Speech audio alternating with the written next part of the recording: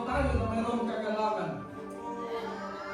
Yan yung totoong pagsalubok ng bagong taon. Hindi yung paputok, hindi yung kung ano-anong mga sasakyan na pinapangingay, mga kapatid. Amen. It is our praise and worship. Amen. Thank you, Jesus. Make a joyful noise unto the Lord. Mag-ingay tayo ng mayroong kagalakan. Papalakpak tayo. Amen. Because the Bible says, clap your hands, all of you people, and shout unto God with a voice of triumph, with a voice of victory. Bakit? Kasi nagtatagumpay na tayo. Hindi tayo ang dahilan kung bakit nagkapik ang kaaway natin. Walang iba si Lucifer, the old serpent, the dragon, the devil. It is the Lord Jesus Christ. The true meaning of communion and foot washing. Nais kong i-emphasize sa inyo mga kapatid. Amen. Praise God. Kung ano ang totoong meaning ng communion at foot washing. When we say communion, literally, we do this mga kapatid ko, pero ang gustong mangyari ng ating Panginoon, we commune with Him. Sa paanong paraan? Sa pamamagitan ng kanyang mga salita. That's why the Bible says in Matthew chapter 11 verse 28, "Come unto me, all of you who are labor and heavy laden, and I will give you rest." So mahalaga na lalapit tayo sa Kanya to commune with Him. That is the true meaning of communion. Pag sinasabi natin communion, now we have a literal communion, mga kapatid, amen, as a remembrance of Him. Praise God. In Luke 22 verse 19, He took bread and gave thanks and broke it and gave it to them, saying, "This is my body given for you. Do this in remembrance of me." So ginagawa natin ito para sa tinatawag na remembrance. Amen. So tulungan natin mga kapatid ko, yung bawat isa, kunin ninyong kumuha kayo ng tinapay na walang libadura. Amen.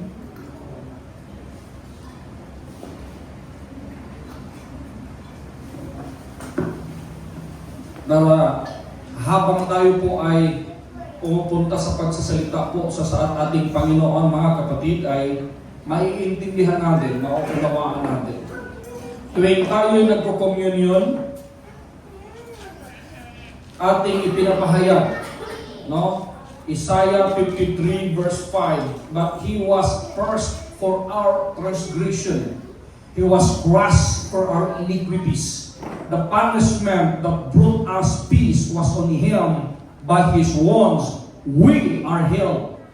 So sa pamamagitan ng kaniyang mga latay, mga kapatid, tayo po ay napagaling sa ating mga karamdaman. Matthew 26 verse 28, "This is my blood for the covenant which is poured out for many for the forgiveness of sin." So, habang iniikot yan mga kapatid, nais kong maiintindihan ninyo, maunawaan ninyo kung ano kong layunin, bakit natin ginagawa yung mga bagay na ito. No? So, napakahalaga na maiintindihan natin, mauunawaan natin yung mga salita po ng ating Panginoon. Bakit natin ginagawa ito? Bakit nung nasa ibang relihiyon pa tayo, puro tinapay lang, walang inumin? Dito lahat tayo may inumin. Siguro iniisip ko, kasi sa dami ng membro nila, mauubos yung kanila buhay. Pero, biblically mga kapatid, mayroon talaga yan, partner. Kapag may tinapay, may pangtulak. No? So, Luke 22 verse 19, the bread symbolizes His body. Ito yung tinapay noon, mga kapatid ko, ay walang libadura. Walang yes. There is no yes. Symbolize that unadulterated doctrine of Jesus Christ. Unadulterated teaching of Jesus Christ. Yung salita po, yung pangangaral po ng ating Panginoong Jesucristo, yung binabasa natin mga kapatid ko, ay hindi po ito natin binabasa dahil kakampi natin, kundi ang salita ng Diyos na ating binabasa mga kapatid. The Bible says, this bread symbolized to His body, given for you. Do this in remembrance of me. So as we take this bread, you now take this bread.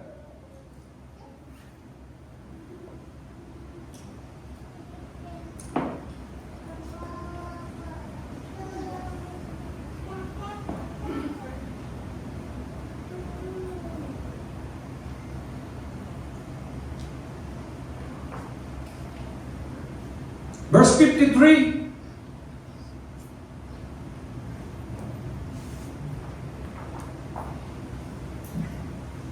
But He was crushed for our transgression.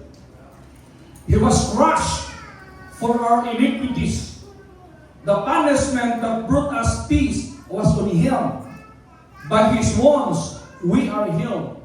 So during sa kanyang sacrifice, mga kapatid ko, amen, doon sa cross ng Kalbaryo, tayo po ay gumaling. Hindi lang physical, pero spiritual. I remember I was diagnosed as stage 4 chronic kidney disease. I am about to die. Naghihintay na lang ako ng kamatayan, mga kapatid, dahil wala naman akong pang-sustain ng dialysis. But I trust God. I have faith that Isaiah 53 verse 5 is true. Amen. That He was crushed for our iniquities. The punishment brought us peace was on Him. By His wounds, we are healed. In Matthew chapter 26, verse 28, amen, this is my blood of the new covenant, which is poured out for the forgiveness of sins. Ito pong symbolize na ito, mga kapatid, tumutukoy sa kanyang dugo, para atin pong maalala kung ang kaniyang paghihirap doon sa krus ng Kalbaryo ay hindi po basta-basta. Every day, dapat nating maunawaan, dapat nating maintindihan. Ginawa natin ito, amen, as a ceremonial. Pero ito ay sumusimbolo ng kanyang dugo. Take it. That is His blood. The new covenant which is poured out for many for the forgiveness of sin. Amen. Hallelujah. In Ephesians chapter 2 verse 8 to 9, for it is by grace you have been saved through faith. And this is not from yourselves. It is the gift of God, and not by work, so that no one can boast. Ang kaligtasan natin, hindi po tayo gumagawa ng kabutihan para maligtas tayo. We misinterpret the Bible. Marami pong nagbait-baitan, marami pong gumawa ng mga religion. They put up religion, amen, because they thought that religion can save us. No, ma'am, no, sir. Religion cannot save us. Amen. Hallelujah. Pero, the Bible says in Ephesians chapter 2, verse 8 and 9, for it is by grace. Sabihin mo sa iyong katabi, it is by grace. You have been saved through faith, and this is not from yourselves. It is the gift of God, not by works, so that no one can boast. Hindi sa pamamagitan ng ating pagiging maayos, pagiging mabait, tayo po ay maliligtas, kundi sa grasya po ng ating Panginoon. Bakit tayo nagiging mabait? Bakit tayo gumagawa ng kabutihan? Bakit tayo hindi gumagawa ng kalokohan? Because we are already saved. Amen. May kausap ako? Amen. Our doctrine is not, once you are saved, you are always saved. It is not like that. You are doing good. Amen. Gumagawa tayo ng kabutihan, nagiging banal tayo sa harapan ng ating Panginoon, hindi tayo gumagawa ng kalokohan, mga kapatid ko. Bakit? Kasi iniligtas tayo ng ating Panginoon, nakakahiya sa Kanya. Amen. Would you say amen? Amen. Parang binigyan ka ng pagkain, binigyan ka lahat-lahat, Sister Chanel. Di ba? Ano ang gagawin mo na lang? Sa grasya, lutuin mo na lang yun. Hindi mo na kailangan magtanim pa ng palay at hihintayin mo ng ilang taon o ilang buwan para mamunga yung palay. That is grace. Someone who paid it. Grace is not free. Yung grasya po ay hindi po libre. Mayroon pong nagbayad. Sino nagbayad? Ang ating Panginoon Jesucristo, mga kapatid. Hindi ang tinapay at ang kupa ang nagliligtas, kundi si Kristo lamang. Amen. Noon, linggo-linggo, nagtitip tayo ng komunyon because we interpret it. We misinterpret it. Amen. Corinthians chapter 11 verse 28, everyone ought to examine themselves before they eat of the bread and drink from the cup. You may not take your seats. The mahalaga po na maiintindihan natin, maunawaan natin, you need to examine. So ngayon, dahan-dahan natin na ipinapaunawa sa inyo, pinapaalala sa inyo kung ano po ang dapat nating gawin. Ang foot washing ay hindi tungkol sa posisyon, kundi sa puso ni Kristo. Amen. Yung foot washing na gagawin natin, mga kapatid, amen. John 13 verse 4, He got up from the meal after na nagkaroon sila ng Last Supper. Para maunawaan ninyo, maintindihan ninyo, yung ginagawa natin, remembrance yun. Kung ano yung ginagawa ni Kristo noon. Yung tinapay, walang limadura noon. Walang yes. Hinahati-hati ng Panginoon, binigay niya sa kanyang 12 disciples, at sama-sama silang kumain. At yung alak, mga kapatid ko, sumisimbolo ng kanyang dugo. Amen. Kanilang ininom. At remember, ibig kayo mabuti, ang Panginoon ng alak ay hindi po paglalasing.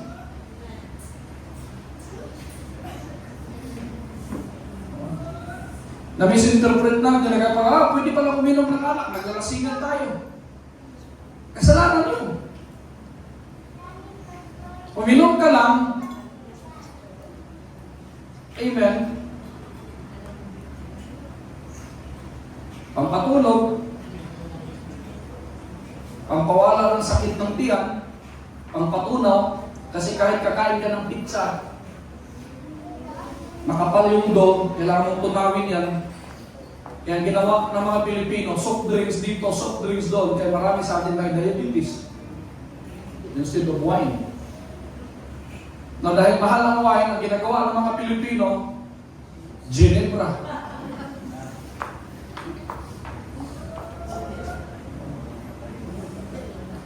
Masakit pang pakinggan, pero kasalanan po yun. Kasi nakakasira yun sa katawan mo.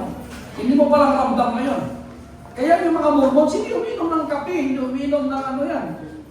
Yung kape na may asukal, soft drinks. Hindi uminom yung mga Mormons. Bakit? Kasi nakakasira yung soft drinks. Anong nutrients ang mayroon sa soft drinks? Wala. Ba't mo iniinom? Kasi mayroong caffeine dyan. Galing po sa kupa. Kaya mga Pepsi, Cola, yung mga cola na yan, meron po yung caffeine, nakaka-addict yan. Makikita mo pa lang yung soft drinks, addicted ka na. Nagpapawis lang yung soft drink, gusto mo nang iinom. Na Anong vitamins, anong minerals? Wala, di ba? Okay lang yun, inom tayo once in a blue moon. Inom ka lang.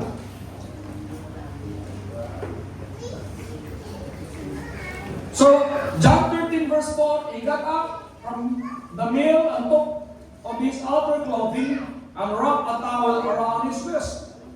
So, after sila kumakain, yung ginagawa natin kanina, paalala lang yun kung paano po si Kristo nabuhay sa mundo. Tayo, kinig kayo mabuti. Bakit tayo gumagawa ng kabutihan? Because we are the manifestation of Jesus Christ. Amen. We are His body. The church is the body of Jesus Christ. This building is not, this is not the church. This is just a building. Bahay lang ito, mga kapatid. You are the church, I am the church, we are the church. The church is not an organization. Hindi po organization ng church. The church is the living body of Jesus Christ. Tayo yun. Yun yung dapat natin maintindihan. We do not go to church because we are the church. Kaya listen natin yung isipin natin, pupunta ako ng church, pupunta ako sa simbahan. Kasi nasanay tayo, nakala natin yung simbahan, yun yung mga malalaking building, malalaking gusali, malalaking katedral, malalaking templo. Ang sabi po ng ating Panginoon, Acts chapter, kung hindi ako nagkamali, 17 verse 24 o 24 verse 17, mga kapatid ko, for the God who created the world, amen, He will not dwell temples made with hands. Ang Diyos na gumawa ng langit at ng lupa ay hindi po nananahan sa mga templo, sa mga gusali, sa mga simbahan na iniisip natin na gawa ng kamay ng tao. Would you say amen? Amen. Pwede nga maklik yan at right? Acts chapter 24 verse 17 or 17:24. Yeah, 17:24. Sige nga, basahin natin. Mayroon na ano dyan eh. Bible, may app na dyan. Lakihan natin. The God who made the world and everything in it is the Lord of heaven and earth and does not live in temples built by human hands. Kasi iniisip natin, pupunta ako sa simbahan, ginawa natin banal yung simbahan. Kasi nakakalimutan natin, hindi natin naiintindihan na tayo yung church. Itong building na ito, hindi ito ang ililigtas ng Panginoon. Ang building na ito, hindi ito magkaroon ng buhay na walang hanggan. Ikaw, ako, tayo ang magkakaroon ng buhay na walang hanggan. That's why, amen, religion was founded to divide us. And look at Brother Aaron. He was here in the Philippines since 2014. Since 2014 because he was persecuted in Turkey. Because the president in Turkey is an Islam, a Muslim.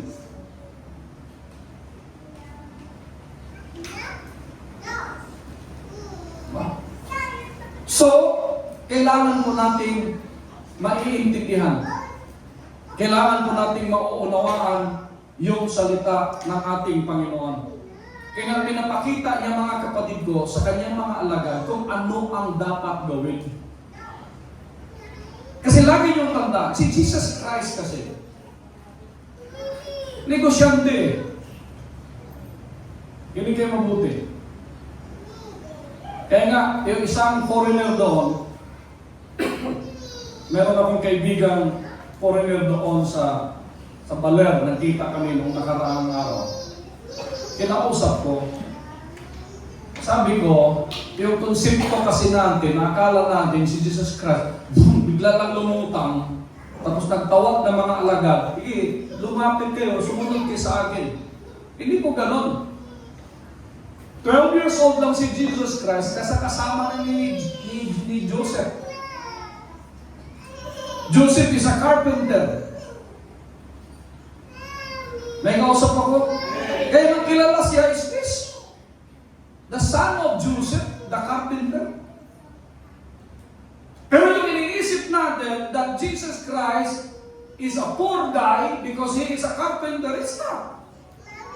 Because from 12 years old, kasama na siya ni Joseph, when you say that before he is a carpenter, he built, building, he built furnitures, everything. When you are a carpenter before.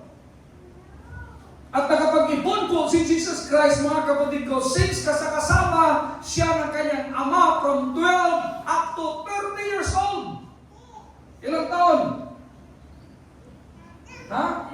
18 years po siya nagnegosyo. Kaya hindi nyo naintindihan sa akin noon, bakit ang dami kong diskarte? Bakit kung ano-ano yung ginagawa ko? Kasi hindi. Mahalaga po na tayo, habang tayo nasa ministry, mayroon po tayong bala. I told Brother Aaron, before, the missionary before is just riding a donkey, riding a horse, they are just, walking and walking. But now, in our time, the horse is a car. That's why car has 200 horsepower. Equivalent to 200 horsepower. My car, that Ford car, equivalent to 200 horsepower. I can ride a horse, but horse here is very expensive. The mula horse here is 5 million. Yung mula, yung malaking kabayo, yung maliliit na kabayo, yung kagaya ng gina Sister Bess doon sa Taal, mga mura lang yun, pero mga magkano yun? 20 to 30 lang yun. Yung mga native na mga Pero kapag mga hybrid na mga malalaki pa sa sakyan mga kabayo, yung mga paan ng lalaki, diba? 5 million yun. Yung kabayo ni Fernando po, yung puti, yung humila sa kanya, yung namatay si Fernando po, 8 million yun. At the time, nung namatay si Fernando po, yun yung naghila sa kanya. Kaya dapat maiintindihan natin, we need to understand the Word of God. Because if we misinterpret the Word of God, we are like, some cult na kung ano-ano na lang yung paniniwala. Hindi tayo mga kulto. So Jesus Christ wrapped a towel around his waist. In verse 5, after that he poured water into a basin and began to wash his disciples' feet, drying them with towel that was wrapped around him. Bakit ginawa ni Jesus Christ? Why Jesus Christ do that? Why we need to wash somebody's feet? Because during the Bible laws and custom, it is a symbol that you humble yourself. Only servants do that. That's why, can you remember during the first miracle that was performed by Jesus Christ, the wedding of Cana? It is the day of purification. What is the day of purification? Before ka papasok sa templo, you need to wash your feet. And there are times, wala pang nawasa, very precious sa kanila yung tubig. Kaya yung pinaghugasan, madirepre ng paa, ginagamit nila yung pangdilig ng halaman, o kaya papainom nila doon sa mga hayop nila. wala silang makukunan. Ang sabi po ni Mary, nung umating sila po ng wedding sa Cana, nakita nila, for sure, kamag-anak. Nakakahiya. Ang mga bisita wala nang maiinom na alak. Ang sabi ni Mary kay Jesus Christ, wala na pong maiinom sila. Kasi alam ni Mary na si Jesus Christ ay maraming pera. Kaya niyang bumili. Kasi negosyante, kasi 18 years ang nagdinegosyo. Ito, this is the scenario. Nung tinawag niya si Peter, Peter, follow me, and I will make you fishers of men. Sa tingin niyo ba, iiwanan ni Peter ang kanyang pamilya na hindi pa kakainin? Hindi mabuti. Kasi yun yung concept natin eh. Okay lang na medyo mahirap tayo. Ito lang, para hanggang pagbalik ng Panginoon, okay na to. Hindi ganun po. Dapat hindi ka, yes, sinabi po ng Bible, be content of what you have. Pero hindi tayo dapat itigil mga kapatid kung ano, mga kapatid, ang pangako ng Panginoon ay atin mong i-claim. Kailangan malugod po ang Panginoon. Psalms 37 verse 4, delight yourself in the Lord, and He shall give you the desires of your heart. Nung pagsunod ni Peter kay Jesus Christ, pagsunod ni James, pagsunod ni John, lahat yung 12 disciples niya, mayroon pong honorarium yun. Brother Ned, nung sumunod sila kay Jesus Christ, mayroon pong pangpakain sa pamilya niya. Bakit? Kasi sinabi ni Jesus Christ, if you will not provide your family, you are worse than infidel. Kung hindi mo mapakain ang pamilya mo, masahol ka pa sa hindi mananampalataya. Naikausap ako. Kaya ano ibig sabihin? Ano ang punto natin mga kapatid? Kailangan nating magsikap. Huwag nating iasa ang ating sarili sa iba. Magsikap tayo. At huwag kang mag-alala kapag sumunod ka sa ating Panginoon. I told you before. Yung wife ko, kami, hindi kami nagtatrabaho sa kumpanya. As the Lord lead us, we know that God will provide. Where God guides, God will provide. Kasi Jesus Christ, ipinakita ni Jesus Christ bilang master, bilang teacher, bilang mataas sa kanyang mga alagad. Kaya nagtuturo siya eh. Diba? Sa ating panahon, kaya alam niyo ba bakit ano yung prayer ko palagi? Panginoon, ibigay mo kung anong gustong makita ng mga tao. Kasi ang mga tao, to see is to believe, Sister Chanel. Katulad ni Brother Aaron, magtuturo yan, mangangaral yan. Sino maniniwala sa kanya? Naglalakad lang siya mula Ikugaw hanggang dito.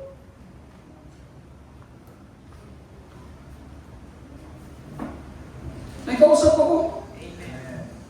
Kaya nga sinabihan ko yung kaibigan ko si Marcos, yung evangelist doon sa galing ng Amerika, UPC International.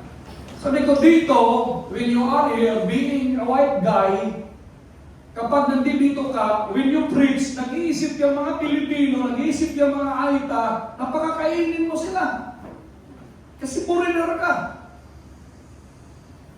At kung nangangaral ka dito na wala kang nagpapakain sa kanila, anong tingin nila sa iyo?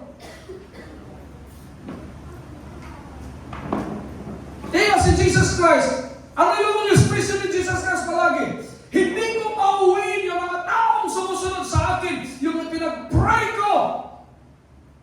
Nangangailangan ng kagalingan, nangangailangan ng milagro, hindi uuwi hanggat hindi po kumakain.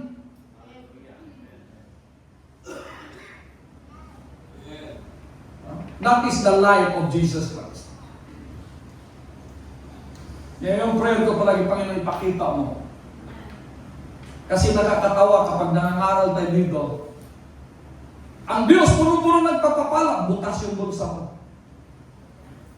Naalala namin ni Brother Wilfred, hiyak-hiyak ako. Matagal na yung sapatos ko, speaker ako sa lima. Natanggal yung mga swilas ng sapatos ko. Alam naman pa ako, hindi rin kasi yung sapatos ni Brother Wilfred. Sabi ko, Brother Wilfred, uwi tayo.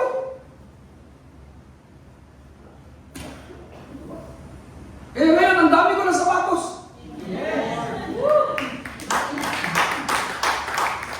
Diba? Kasi sinabi ng Panginoon, hindi ka humingi. Ask and it shall be given unto you. Seek and you shall find. Knock and it shall be open unto you. Humingi ka, di kay bibigyan. Maghanap ka, di kay makakasumpong. Kumato ka, at ikaw ay pagbubuksan. Yun ang gustong mangyari ng ating Panginoon. Kaya kayo, hindi kayo nakakatanggap kasi hindi kayo humingi. Yun yung pinarealize ng Panginoon sa akin. Kasi kontento na ako. Pupunta ako ng Malacanang, imagine, tinutulak namin yung tamara ko. Minsan hindi pa umaandar. Ang layo mo ng tinutulakan ng PhD, sabi ng mga PhD, sir, hanggang Cavite na ba ito?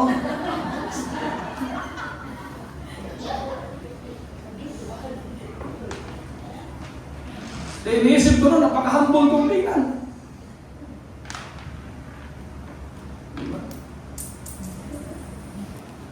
Pero kumilos ang Diyos.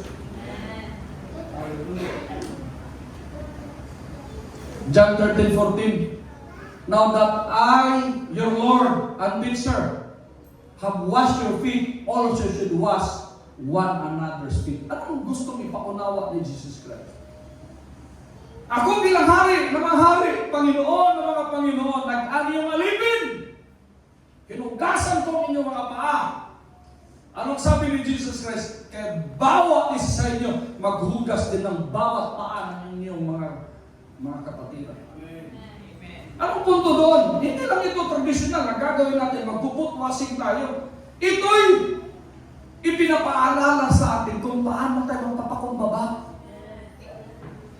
Kasi minsan kapag may pera na tayo, Brother Wilfred,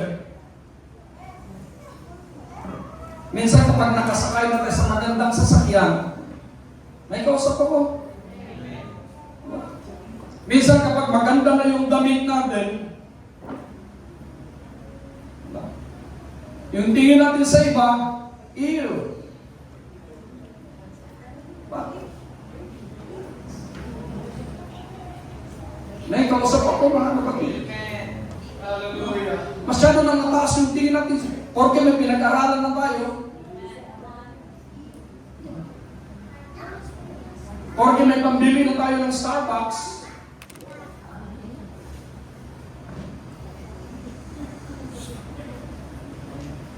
May kausap ako. Kailangan natin maiintindihan yung life ni Jesus Christ. Si Jesus Christ, makinig kayo. Hindi po lang magic ng 5,000 tinapay. Bakit tinawag na miracle yun? Gusto niyo maintindihan?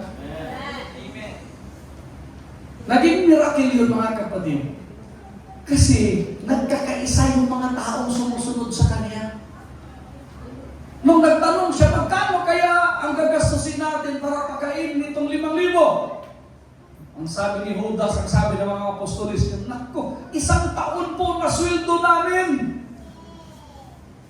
Hindi pa kayang pakainin ang mga taong ito sa sobrang dami. Oh, tignan. May sweldo sila.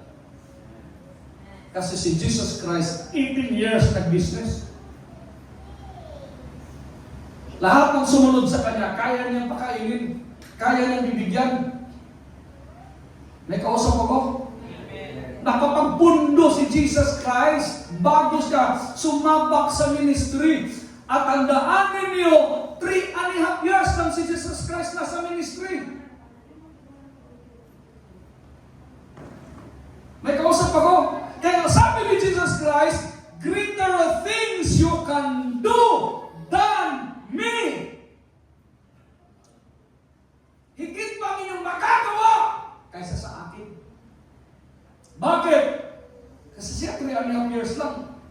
nag-ascend na sa heaven. Itayo, ilang taon na tayo sa ministry. Paano mo isusustain ang ministry? Because ministry is like a family. Kaya we are the kingdom family of God. Pamilya po tayo ng Diyos.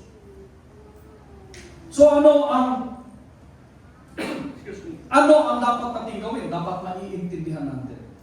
We need to support one to another. We need to pray one to another. We need to minister one to another. Minsan kasi, nagiging tradisyon na lang yung pagsisimba natin. Simba tayo. Sunday kasi ngayon, simba tayo. After dito. Yun na, okay na. Galagalan na tayo, kaya pasyal na tayo.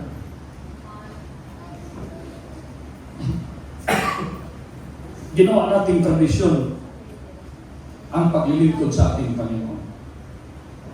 Pinoportray po ni Jesus Christ na dapat ang bawat isa sa atin, kahit ano pa man ang ating naabot, kinigil mabuti, kahit sino ka pa, kahit ano ka pa, dapat marunong kang magpakumbaba.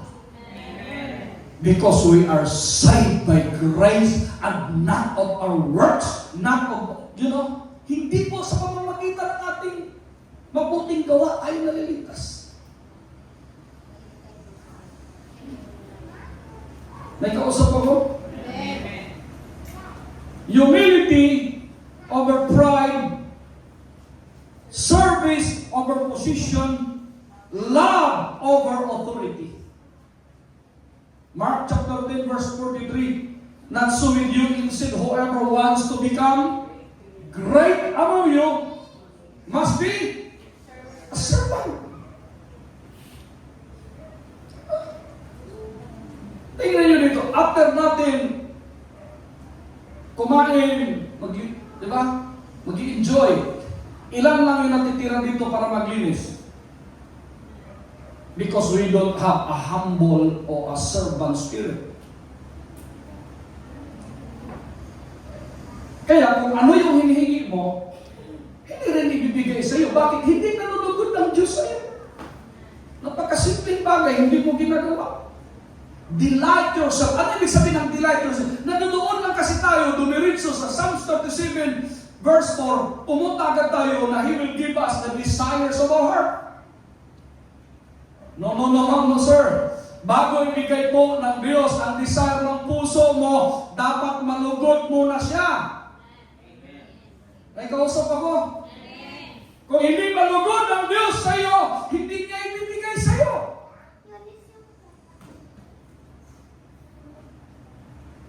Would you see Amen? Amen. Who become great among you must be a servant of all. Pag mong tingnan yung tingnan mo yung sarili mo. Hindi, naka-Muslim ako, nakakahiya mag-map eh.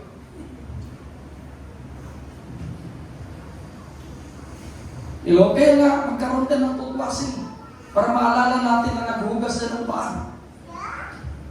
Sinong mauna maghugas ng paa ni Brother Erin? Galing pa lang Ipugaw yan.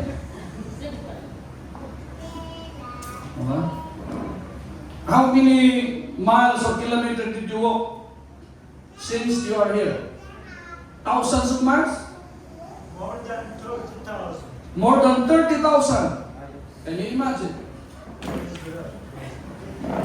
To God be all the glory. Hindi mo siya maano kasi yun yung palatan. The dreamer. Sino ba yung naglalakad din? Yung looper? Nabutan siya ng bagyo sa may Bicol na hindi siya na-welcome. Sabi niya, pambihira. Laging may bagyo ako, bihira lang ako dumaan dito, hindi ako wini-welcome. Kala ko nga siya yun eh. Wala, iba. Si Brother Erin ay dreamer. Kaya sabi ko sa inyo noon, kung buong buhay ko, mamatay ko na 100 years, 70 years, 80 years old, kung ano lang yung ibibigay ng Panginoon sa akin, Wala akong problema. Alam, kilala niya naman ako. Pero pinagkatiwalaan ako ng Diyos. Bakit? Kasi nakikita ng Diyos, mga kapatid, ang tao to see is to believe. Iyon yung konsepto ng tao. Kapag nangangaral ka, nagtuturo ka, at walang-wala ka, hindi ka makikinggan. Kulto ka sa paningin nila. Now, ngayon, pinapakita na ng Diyos yung kanyang pagpapala. Kung hindi ka pa man makikinig, kung hindi mo pa man naunawaan, iwan ko na lang sa'yo.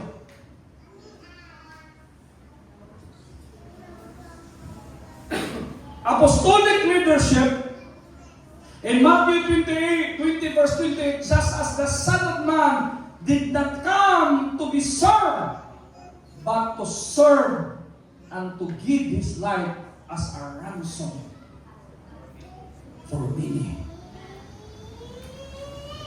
Ano ibig sabihin? Tayo bilang mga lingkod ng Diyos, mga kapatid, ano man ang ating pinag-aralan, ano man ang ating naabot, mga kapatid, dapat, amen, mag-serve tayo. Mag-minister tayo. Huwag tayo magiging iyo. Huwag tayo magiging maarte-arte. Paano ibigay sa'yo yung, paano malugod ang Diyos sa'yo? Hindi ka pa nga pinagpala, ang arte mo na. Sorry ha?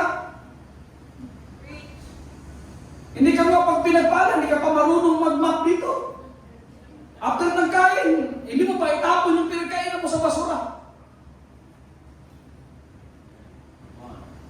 Ayos lang ba? Dapat marunong tayo. Kasi naiinggit tayo, dapat ako rin magpapalain. Examine yourself. Examine mo yung sarili mo. Di ba? Yan, meron iba dito. Makakarinig lang ng tandaan niyo. Listen very carefully. The word that I speak to you is not mine. This voice is not mine. When I speak the word of God, amen, this is God itself talking to you right now. Because in the beginning was the Word, and the Word was with God, and the Word was God. So when I preach to you the Word of God, that is God talking to you right now. Na kung ma-offend ka, dahil lang sa salita ng Diyos na iyong naririnig, na hindi mo tinanggap yung salita ng Diyos. Sayang. Ako na mas gusto ko yung pastor na bumabanat. Na ako nga, nahihiya akong bumabanat sa inyo. Baka mamaya, 3 na lang kami matitira dito eh. Pati asawa ko, pisod na eh. Oo, totoo lang.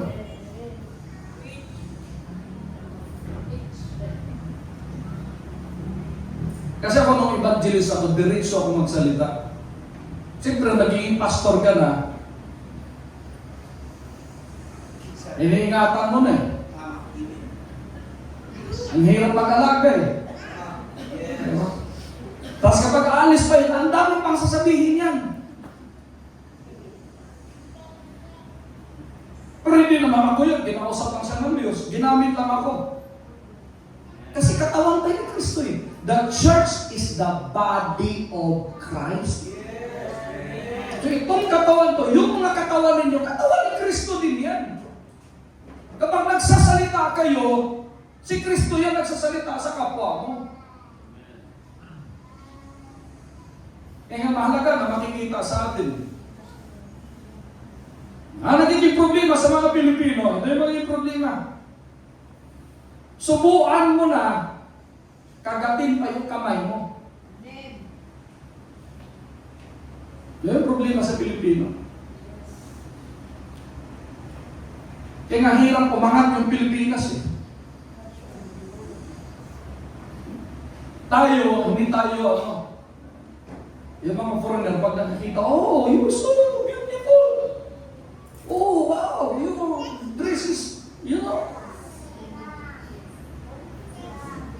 You're so gorgeous.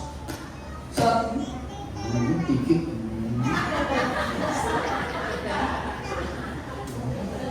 Okay naman yan. Nakikita na sa kapitbahay mo yun. Naman yun. Shopee lang yan. Lazada lang yan. Ganon yung Pilipino eh. Ayaw umangat. Pag nakakita lang ayaw, nagsisilos agad. Yung mga puro niya, oh, wow! Thank you. You are so blessed. Ganon yan. Sa atin, ganda mo ngayon. Ang pangit naman yan. Pag talikod niya, tinitismis ka pa. You know? Just as the Son of Man, Jesus Christ, you know, did not come to be served. Hindi po dumating si Jesus Christ para paglingkuran. Kakaibang hari na siya. Kaya, yung sa ibabaw ng cross niya, INRE, pinagkahalong ano yon, Greek, Hebrew, at saka Latin. Ano ibig sabihin nyo ng INRE? Isos Nazareno, King of the Jews. Yun yung ibig sabihin nun. Hindi yung Ilocos Norte, Region 1. Kaya sabi ng kaibigan ko, yung Ilocano, friend, alam mo ba na si Jesus Christ Ilocano? Oh, Ilocano, tingnan mo sa ibaba ng cross niya, nilalagay. INRE, alam mo ibig sabihin ng INRE? Ilocos Norte, Region 1. Okay ha.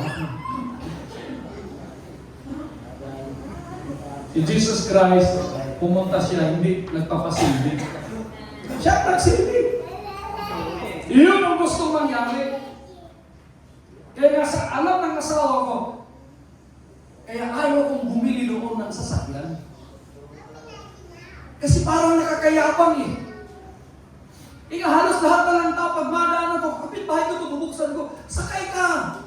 Kasi nailang ako na, si Pastor dito, dinadaanan lang kami. Nahihiya ako ng ganun. Sige, sakay kayo. Irating niyo. Sakay. Sakay. Ibang ka ninyo.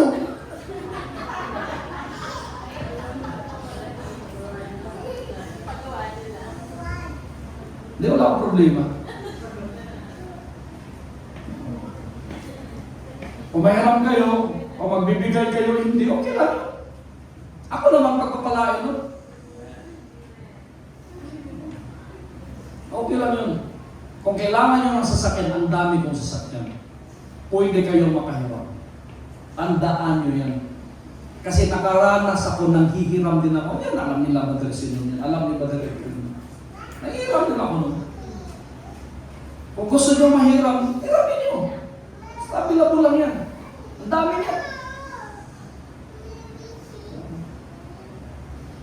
Basta may rason. Pero kung pwede ka lang mag-commute, mas malaki pa yung babayaran mo kasi magsasakyan ka, mag-commute ka na lang, maawa ka. Magagas ka niyan. Tutulgit ka. Kung hindi ka pa marunong mag-drive, nag-hire ka pa ng driver.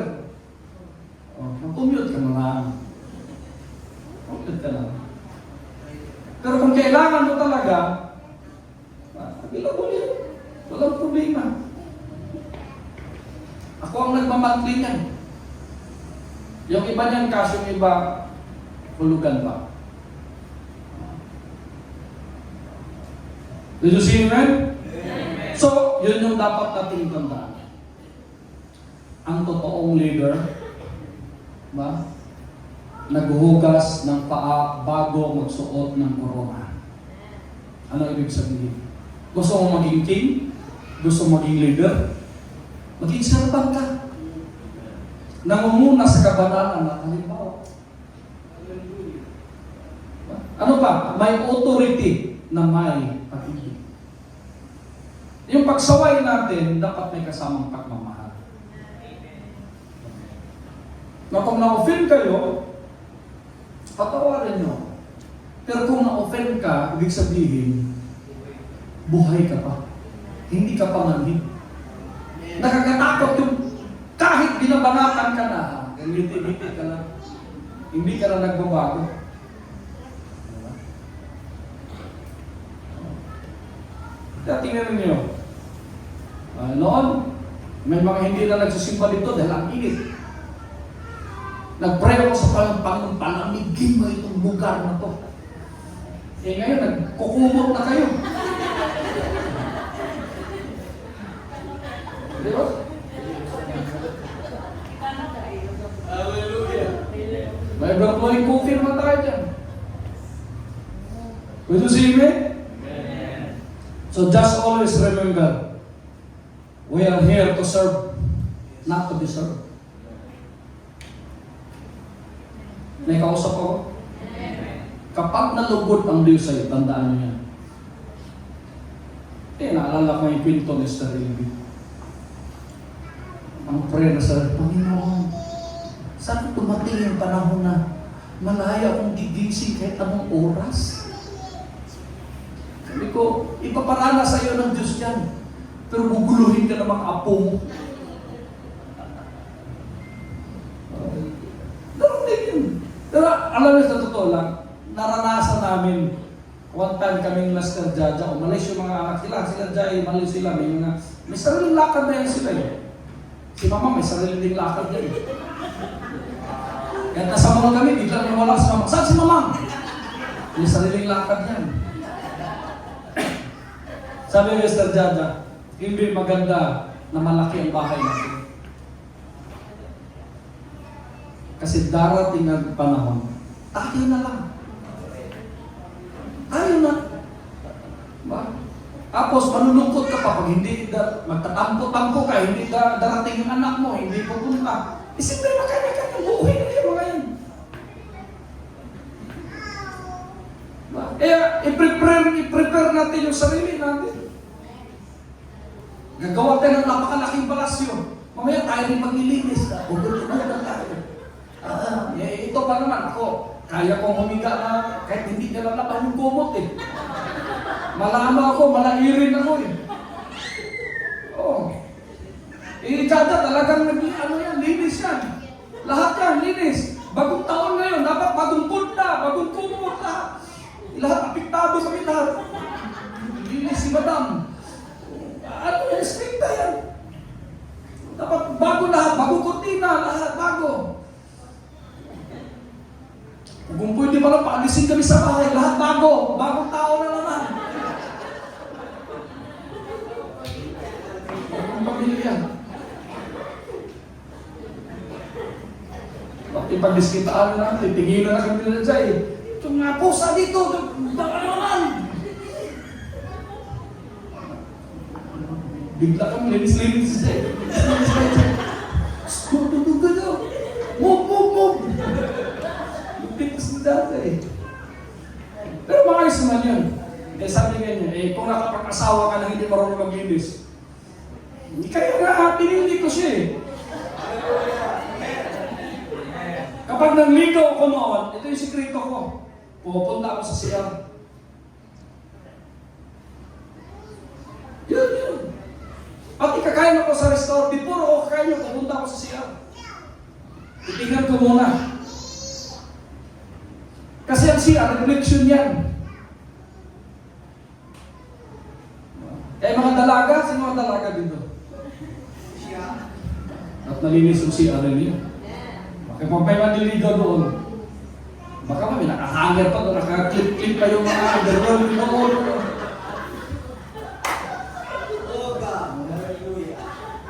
Pagpunta pa na maliligaw mo, kanino kayo ito? Sa diniligawan ko o sa mama niya? Hirap nun.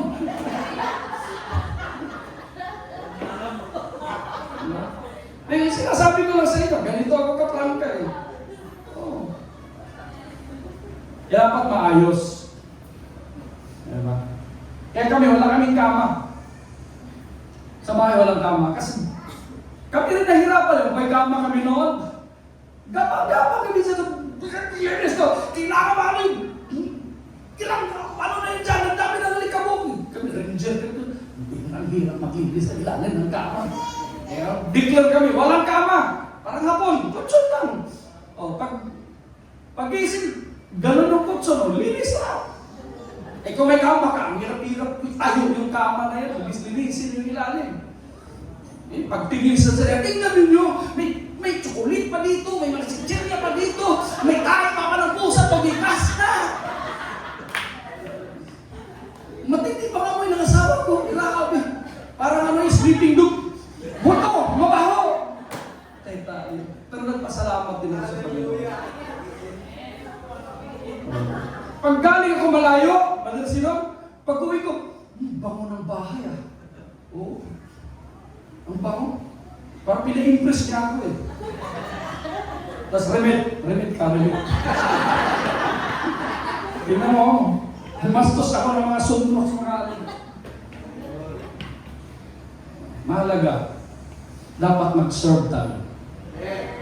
Huwag tayong ano, napakahalaga yun na magiging himplo tayo. No? Kapag may nangangailangan, tulungan po natin mga kapatid. Tulong lang tayo. Tulong lang. Pero huwag kayong ma-offend. Kasi minsan, in-expect natin palagi mga kapatid na tutulungan ka. Hindi sa lahat ng panahon. Hindi sa lahat ng panahon. Kami, mag-asawa, ilang beses na kami. Na-expect namin na ganito, ganyan, pero wala eh. Kaya dapat, tayo mga kapatid, manalangin talaga tayo. Na malugod ang Diyos sa atin. Kasi once na malugod ang Diyos sa atin mga kapatid, ibigay ng Diyos yan sa iyo. Ibigay yan sa iyo. Eh, titingnan mo na lang, yung mga tao hindi na nagsisimba tuwing linggo, hindi nga nananalangin yung mga yan, bakit pinagpala sila? Kasi nakuha nila yung formula kung paano sila kikita, diskarte. Hindi totoo yung sipag at saka sipag at diskarte. No? Eh ngayon, yung kapitbahay ko ngayon, hanggang ngayon, chutsi pa eh. Sabi ko kay Mama, ba't hindi kinuha yung mga karton, Mama? Eh, basa daw eh. Pero kinuha niya yung washing machine, libre. Gumagana pa yung washing. Dapat na-diskarte. Pwede naman sana yun, kung basa yung karton, ibilag lang yan. Kasi nagbibinta ko ng karton noon, alam nyo yun lahat. Nagbuti-bakal ako kung ano-ano na lang diskarte. Tumigil na lang ako nung kasama ko si Jai, ha! Kalakan! Delikado na to. Break ako agad, kalakan. Sayang to. Nadala ko yung mga those are the days. At nagiging testimony lahat yun.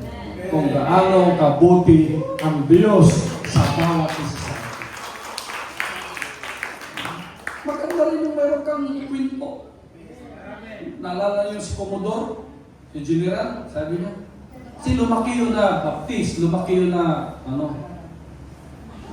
parang walang, hindi daw siya galing ng drug addict, hindi daw siya loko-loko, mabait siya daw, yung testimony ng buhay ko. Napagkamalan, nagbaril yung kanyang kasamahan sa barko. Mayaman yun, si Pistanyo. Pinakulong sila. 4.5 years. Imagine. Ang hirap makulong. Kaya tayo, kanya-kanyang kwento yung buhay natin. So, huwag natin kalimutan kung ang Panginoon, mga kapatid ko, ay nag-serve, tayo din ay mag-serve sa kapwa natin. Tatayo tayo lahat sa pangalan po ng ating Panginoon. Hallelujah! Kunin natin yung mga palangganan natin, mga kapatid.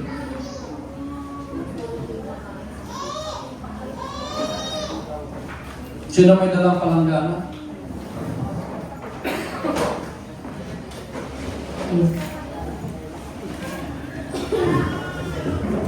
Meron pang extra. Nagdala kami ng ilan yung palanggana? 4. Okay.